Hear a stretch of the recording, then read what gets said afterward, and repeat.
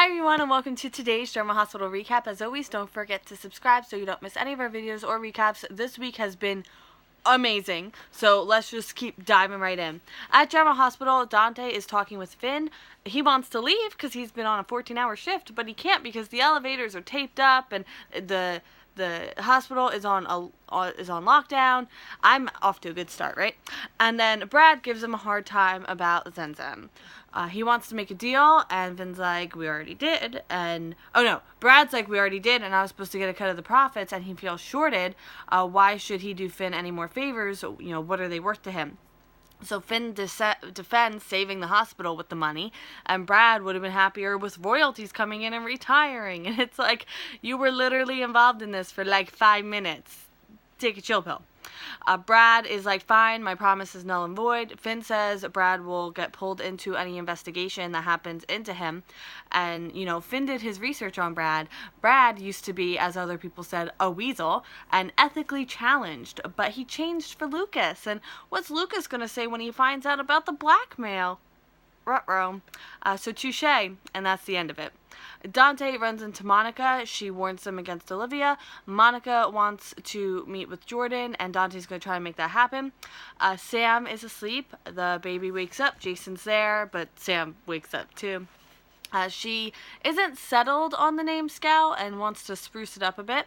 Monica comes into Sam and Jason's room.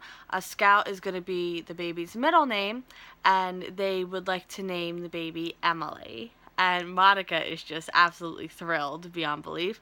Sam wanted to kind of bring the light back into the Quartermain family by bringing Emily back because she was like the light of the Quartermains. And she knows how special it is to have Danny named after her brother, and she like wants that for Jason. So I think it's an amazing idea. What do you think? We should have been talking about names. This beginning of the year, let me tell you, it's just been a million things, right? Has it been like that for you? I swear, 2017 has been like the busiest year so far. At Nell's, Nell is trying to add her name to the substitute teaching pool at, I guess, a local school, but she needs a degree to do that. Jocelyn is at the door. The Shawn Mendes concert from Forever Ago is tonight. What are the chances?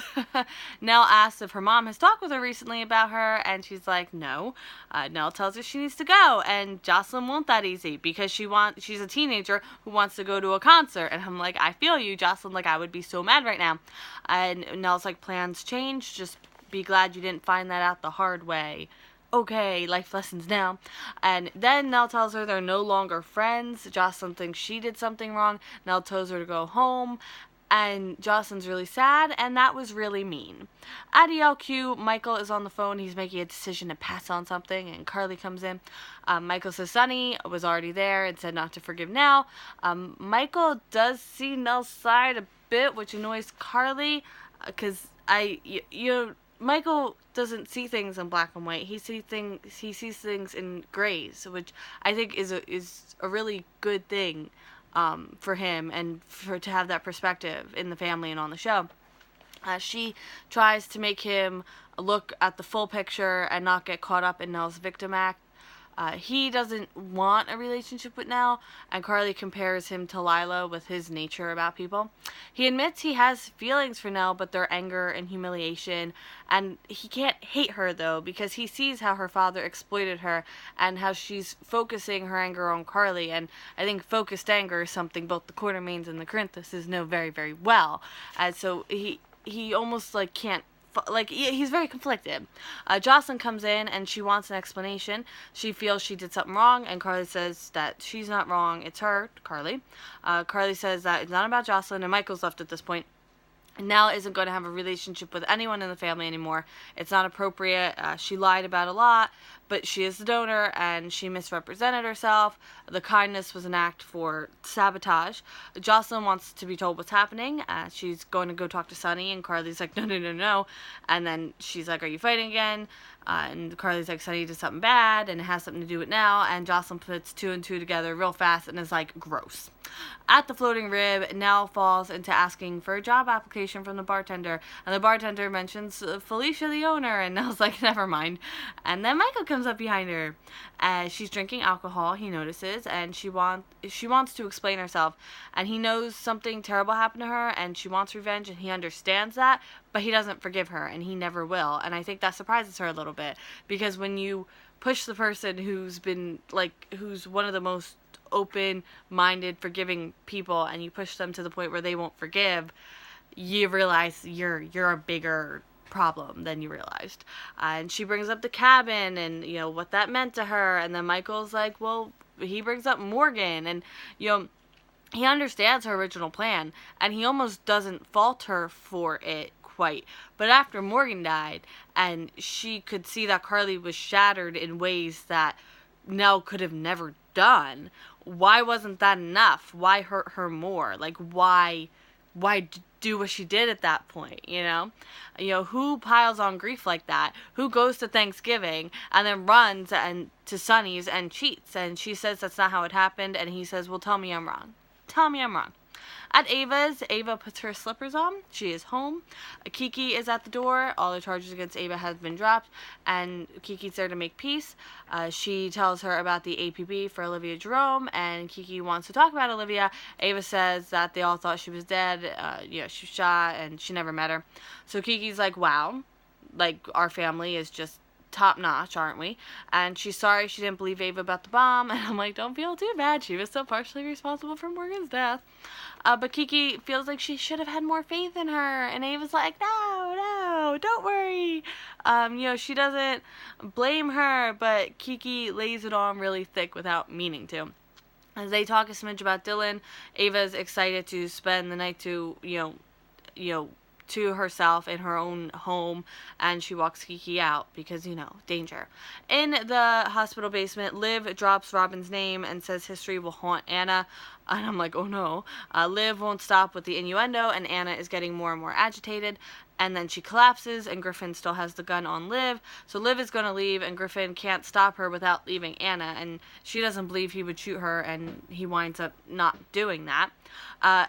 In General Hospital, Anna is back in a hospital bed. Dante comes in. Griffin says Liv is downstairs, and he has to go with Dante, and he briefs the nurse on what Anna needs. And then Finn comes into her room, and he's going to treat her.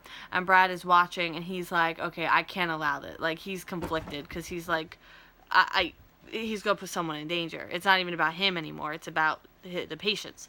An officer has an update from Monica from Dante. She tells Jason the hospital is on lockdown, and they're looking for Olivia Jerome. Monica assures them the police are taking every precaution, and Jason's not going to leave Sam or the baby.